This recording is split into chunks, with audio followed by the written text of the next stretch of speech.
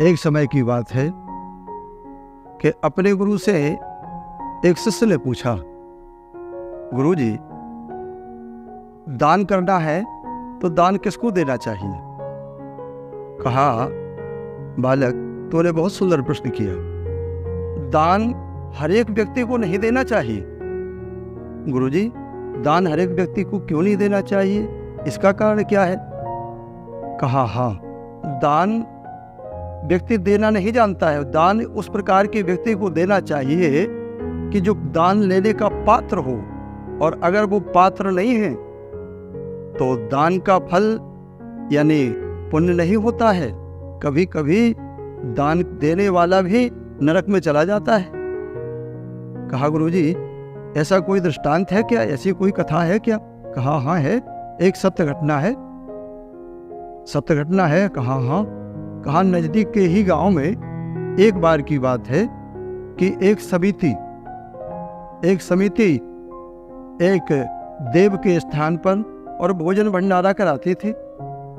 हर अमावस पुण्य को भंडारा करते थे और उसमें काफी लोग आते थे भोजन प्रसादी पाने के लिए। एक समय की बात है कि जेठ की दोपहरी में एक बधिक जिसे हम आप अपनी लोकल भाषा में जिसे कसाई कह देते हैं, वो एक गाय को लेकर के आ रहा था। ये उस काल की बात है जिस काल में ये कसाई वगैरह गायों का वध करते थे, इसका मांस बेचते थे। महाराज, गर्मी की फसल में जेठ की दोपहरी में गाय लेकर के आ रहा था। कहा, हाँ, उस समय लोग दे देते थे गाय को, और वो गाय को लेकर के आ रहा था। रास्ते में गाय को प्यास लगी, भूख लगी। अब वो तो बधिक है, उनको तो दया होती नहीं है, और उस बधिक ने जबरदस्ती उसको दोपहरी में खींच करके वो ला रहा था, और वो भूखी प्यासी गाय चलने में असमर्थ हो गई। जब वो चलने में असमर्थ हो गई तब उस बीच रास्ते में ही वो दोपहरी में और बैठ गई। उस बधिक ने विचार किया कि क्या करे, कैसे उठेगी।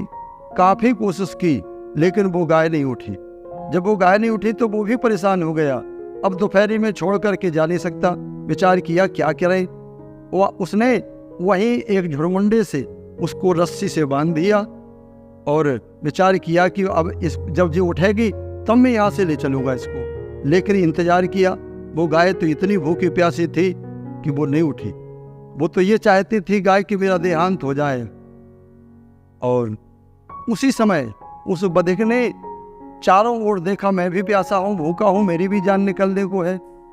तो उस बधिक ने जब चारों ओर देखा तो दूर दराज में एक स्थान पर और धुआं उठ रहा था। उस धुएं को देख करके उसने विचार किया कि जहाँ पर अग्नि जल रही है, धुआं हो रहा है, तो वहाँ जल की व्यवस्था जरूर होगी। और वह बधिक ने वह राह पकड़ी और जाकर के वहाँ गया जहाँ पर वो समिति एक भंडारा कर रही थी। वहाँ पर वो गया और जैसे ही वहाँ पर पहुँचा तो उन कार्यकर्ताओं ने देखा और कहा, आइए आइए आइए महोदय, आइए, भोजन प्रसादी पा लीजिएगा। वो क्या जाने बेचारे कि ये बधिक है, और उन्होंने बड़े प्रेम से उसको भगवान का प्रसाद पवाया। भगवान का प्रसाद उसने पाया, जल पिया, छाया ली और कहा, भैया भैया हम तृप्त हो गए हैं, थोड़ा सा और प्रसाद प्राप्त हो जाता तो और ठीक रहता, एक व्यक्ति के लिए प्रसाद और दे दो। तो उन समिति वालों ने उसको एक व्यक्ति क्या 2 व्यक्तियों जैसा प्रसाद उसे और दे दिया।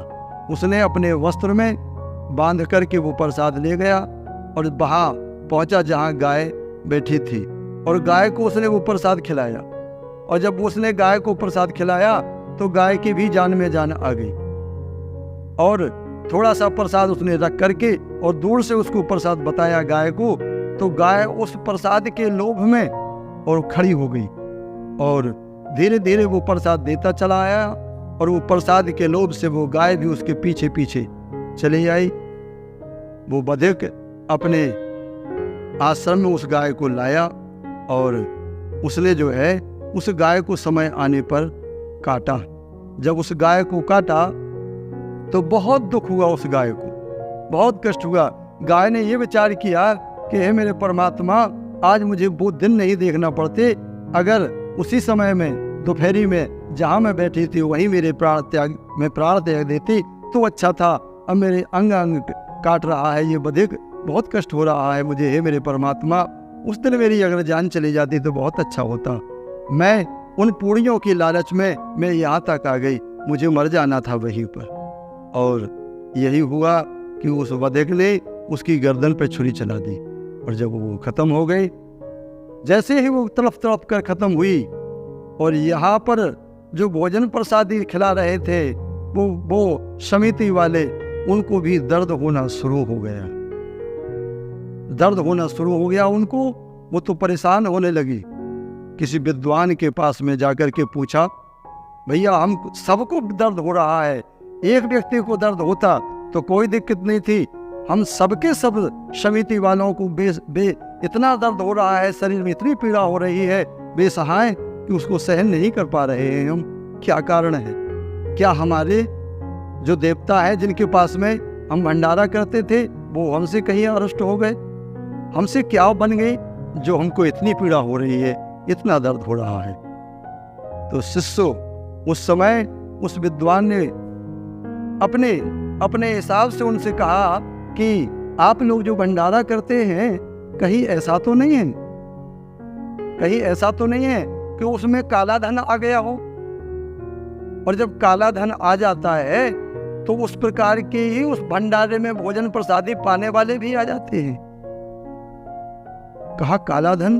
कहा हाँ, और भोजन प्रसादी पाने वाले भी उसी प्रकार के आ जाते हैं। तो विचार किया कि हाँ, एक दिन ऐसा लगता था कि एक बधिक आया था उस भोजन प्रसादी को पाने के लिए, और शायद वो बधिक कहीं पापी था,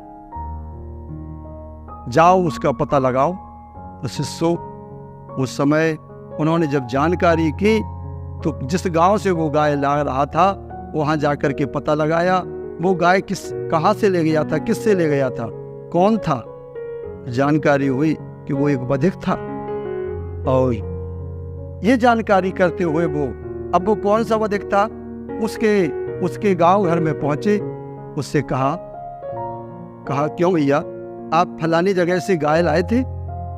तो शिष्यों, उस समय उसने बताया कि भैया हमको पहचाना नहीं तुमने, हम आपके भंडारे में गए थे, हमने आपके यहाँ भोजन पाया था। अच्छा, भोजन आप लाए भी थे? कहा हम लाए थे, और वो हमने गाय को खिलाया था।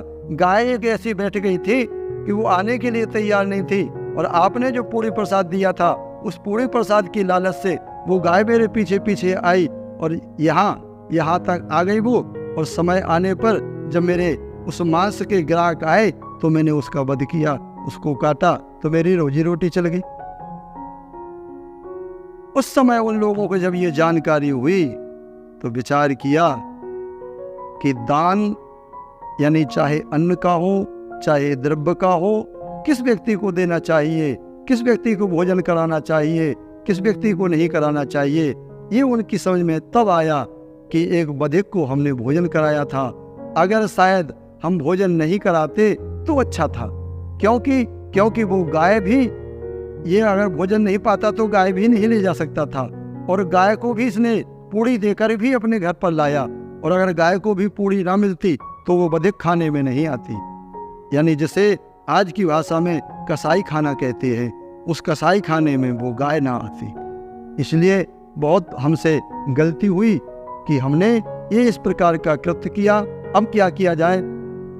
उसके लिए कहा एक काम करिए, अब एक काम करिएगा आप कि उसके पश्चाताप करिएगा। उसका पश्चाताप करने के लिए फिर दोबारा भंडारा किया, देवताओं से मानवंतरी की, और एक गाय को ले आए और गाय की पूजा की। गाय में सभी देवता होते हैं, क्षमा याचना मांगी, तब उनके शरीर की पीड़ा गई। इसलिए इन दानों को देने लेने के लिए पात्र सुपात्र चाहिए। अगर पात्र सुपात्र नहीं है तो दान का प्रभाव भी उल्टा होता है। इसी प्रकार से शिष्यों, एक कथा और आती है। कहा गुरुदेव कौन सी कथा आती है? कहा ये वो कथा आती है कि एक समय एक राजा अपने विमान पर बैठ करके और अपने नगर का भ्रमण कर रहे थे। राजा बहुत दानी थे, अपने नगर का भ्रमण कर रहे थे। शाम की बेला थी और शीतकालीन समय था, यानी सर्दी की ऋतु थी। और एक महात्मा सड़क के किनारे और लेटे हुए थे। उनके पास में कोई वस्त्र नहीं था और सर्दी का सीजन। उस राजा को लगा, राजा बड़ा दयावान था, राजा को लगा कि ये महात्मा रात्रि की शीत में, सर्दी में ये समाप्त हो जाएगा, अपनी देह को त्याग देगा। विचार किया क्या किया जाए। मंत्री को आदेश दिया, मंत्री एक काम करिएगा, इसके लिए वस्त्रों की जरूरत है, इसे वस्त्र लेकर ला कर के दे दीजिएगा, इन्हें तो ये मर जाएगा यहाँ पर, तो अच्छा नहीं होगा। मंत्री ने तुरंत में जाकर के एक रजाई और एक गद्दा उसके लिए सुंदर रेशमी वस्त्रों में भरवा करके रजाई गद्दा और लाई और उस महात्मा को दिया। महात्मा ने प्रसन्नता से रात काटी और जब रात कट गई, महात्मा तो त्यागी थे, उनको रजाई तकिया को वैसे ही वैसे छोड़ करके रजाई गद्दे को और चले गए। ठाकुर जी कल फिर देंगे, क्या मतलब है, और चले गए। वो सारा का सारा सामान, रजाई गद्दा तकिया इत्यादि वो वहीं पड़े रहे। एक वहां से मछुआरा निकला, मछुआरे की दृष्टि उस पर पड़ी। इतना दिन उदय हो गया है, सूर्य भगवान उदय हो गए हैं और ये यहाँ पर सुंदर सुंदर से रेशमी वस्त्रों में और सुंदर सुंदर सी तूल यानी भरी है इसमें, और ये कौन की होगी, किसकी होगी, ये पाला युक्त वस्त्र किसके होंगे। विचार किया चलो जिसके होंगे आएगा दे देंगे। उठा करके वो ले गया वो मछुआरा और ले जा करके अपने घर परिवार में उनको दिया। बड़े चैन से उनकी जिंदगी कटने लगी। सर्दी कटी, अब वो वस्त्र जीर्ण शीर्ण हो गए। उसने एक दिन विचार किया कि बैठे बैठे काम नहीं चलता है, मैंने निषाद जाति में यानी ढीमर जाति में, मछुआरा जाति में मैंने जन्म लिया है, तो कुछ ना कुछ करना चाहिए, कुछ मछलियों का धंधा करना चाहिए। लेकिन उसके पास में जाल नहीं था। उसने विचार किया चलो सर्दी तो निकल गई, अब ये रेशमी वस्त्र है, इसके धागे निकाले जाए, इसके धागे निकाल करके सुंदर सा जाल बनाया जाए और जाल बना करके उससे मछली पकड़ी जाए। उसने यही किया, धागे निकाल करके उसने एक बहुत मजबूत सा जाल बनाया और जाल बना करके शिष्य वो नदी पर जाने लगा और नदी पर जाने लगा। उस जाल से वो मछलियां पकड़ता था और बाजार में आकर के वो मछलियों को बेचता था। हजारों मछली एक बार में बेचता था। वो मछलियां तड़प के मर जाती थी और जैसे ही वो मछली मरने लगी उसका धंधा चलने लगा। जैसा जैसे उसके धंधे में उन्नति हुई उसी प्रकार से राजा की धीरे धीरे अवनति यानी गिरानी होने लगी। और एक समय वो आया कि राजा बिल्कुल विपन्न हो गया, खजाना खाली हो गया, राजा का विपन्न हो गया। विद्वानों को बुलाया, राजा ने पूछा महाराज मेरा सारा का सारा खजाना ना जाने किस प्रकार से कहाँ चला गया। तो देखिए इस कथाओं से ये प्राप्त होता है शिष्यों कि लक्ष्मी न तो आने में ये मालूम पड़ती है कैसे आई, और जब जाती है तो जब जाने में भी मालूम नहीं पड़ता है लक्ष्मी कैसे चली जाती है। राजा ने चकित होकर के उन विद्वानों से जब पूछा तो विद्वानों ने कहा महाराज जब लक्ष्मी आपके घर से चली गई तो इसका मतलब है कि कहीं ना कहीं आपकी कोई चूक हो गई है, कोई भूल हो गई है। कहा मैंने कोई ऐसा कृत्य नहीं किया कि जिससे किसी जीव को, किसी हमारे राज्य में किसी जीव को परेशानी हो। मैं तो दान देता हूँ हमेशा। कहा महाराज तो जरूरी नहीं है कि दान जो आप करते हैं उस दान का फल भी आपको सुंदर सुंदर फल प्राप्त हो। कहा क्या कहना चाहते हैं आप। कहा महाराज ये कहना चाहते हैं कि कभी कभी कुपात्र को भी दान देने से व्यक्ति को विपन्नता आ जाती, गरीबी आ जाती है, दुख आ जाता है। कहा महाराज मैंने ऐसा दान किसी को नहीं दिया। ध्यान करिएगा राजन। हाँ, एक बार जरूर एक महात्मा को मैंने अपने मंत्री के द्वारा रजाई और गद्दा इत्यादि दिए थे। तो कहा ऐसा तो नहीं कि वो कोई पापी हो और उसने उस रजाई गद्दा का दुरुपयोग किया हो। जानकारी की जाए। राजा ने कहा, मंत्रियों ने जानकारी की, वो महात्मा कहाँ थे, कैसे थे, कौन थे। जब उस स्थान पे गए तो सौभाग्य से वो महात्मा जी प्राप्त हो गए, क्योंकि मंत्री जानते थे उनको, देखा था मंत्री ने। तो उन महात्मा जी से दंडवत प्रणाम करके पूछा, महाराज आप वही महात्मा थे, हमने आपको एक रजाई गद्दा दिया था? हाँ दिया था आपने कुछ काल पहले, मुझे ध्यान है। महाराज वो रजाई गद्दा कहाँ है? कहा मंत्री वो रजाई गद्दा तो मैं वहीं छोड़ करके चला गया था। हम संत, हम त्यागी संत, हम अपग्रह नहीं करते हैं, हम धन का संग्रह नहीं करते हैं, हम किसी चीज का संग्रह नहीं करते हैं, हम तो वहीं छोड़ करके चले गए थे। कहा महाराज कितने समय गए थे आप? कहा प्रातः काल की बेला में चले गए थे। जानकारी की कि प्रातः काल यहाँ से कौन कौन निकलता है घूमने के लिए। उन व्यक्तियों को जानकारी, जब उनसे जानकारी की तो कहा हमारे पास में नहीं है महाराज, हमारे पास में नहीं है। किसी ने कहा वो भी आते थे, किसी ने कहा वो भी आते थे। किसी ने बताया कि एक निषाद भी आता था। तो कहा उसके घर और चला जाए। गए, उससे पूछा मंत्री ने, क्यों भाई तुमको उस काल में वो रजाई गद्दा क्या प्राप्त हुए थे, मिले थे? कहा हाँ मंत्री जी मिले थे मुझको, बहुत सुंदर थे, रेशमी वस्त्र थे उसमें, और उसमें पाला भी बहुत सुंदर सुंदर पाला भरा था। लेकिन मेरी सर्दी बहुत सुंदर कटी, लेकिन मैं विपन्न था, तो मैंने विचार किया कि उसके धागे निकाल करके मैं जाल बनाऊं। तो आपने फिर उसका जाल बनाया? हाँ मंत्री जी, उनके धागे निकाल करके हमने सुंदर सा एक जाल बनाया, और महाराज उस जाल से हम मछली पकड़ करके लाते हैं, हमारी रोजी रोटी का काम चलता है। जान गए कि इसके कारण राजा विपन्न हुए हैं।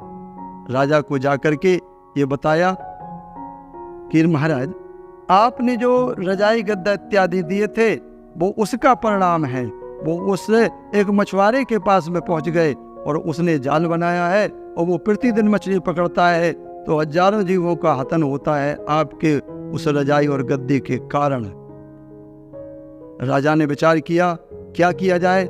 राजा गए उसके पास में, उस मछुआरे के पास में जाकर के कहा, भैया वो तेरा जाल कहाँ है? कहा महाराज ये है मेरा जाल। कहा एक काम कर कि अब मछली मारने के लिए मत जाया करे, तू अब तुम जो भी है वो जाल हमको दे दे, और हम तुझको द्रव्य दे रहे हैं, तू बैठा बैठा पा भोजन, लेकिन अब मछली मारने की तुझे आवश्यकता नहीं है। वो जाल लाए, उस जाल को जला दिया।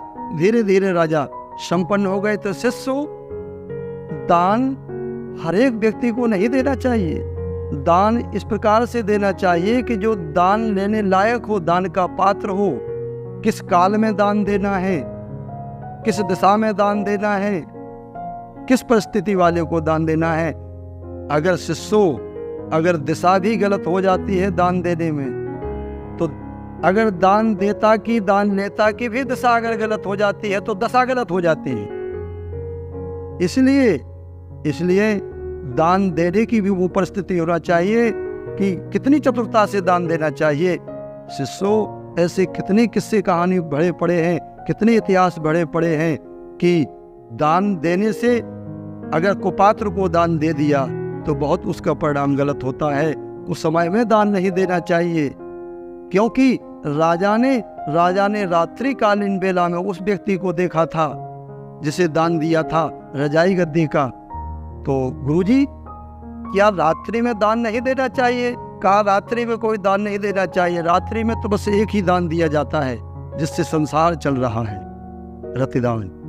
दोबारा दूसरा कोई रात्रि में दान नहीं देना चाहिए। गुरुदेव, ये आपने बहुत अच्छा बताया। दिशा क्या होना चाहिए दान देने की? कहा दान लेने वाले की दिशा उत्तर की ओर होना चाहिए। दान लेने वाले का मुखारविंद उत्तर की ओर होना चाहिए। शिष्यों, और जो दान करता है उसका मुखारविंद पूरब की ओर होना चाहिए। अगर ये काल भी नहीं है, अगर ये समय भी नहीं है, तो भी दान को दान हो जाता है। इसलिए दान सोच समझ कर देना चाहिए। इन कथाओं से ये जानकारी होती है कि दान किसको देना चाहिए, किसको लेना चाहिए, किस काल में लेना देना चाहिए। ये ध्यान रखना। जय श्री राधे।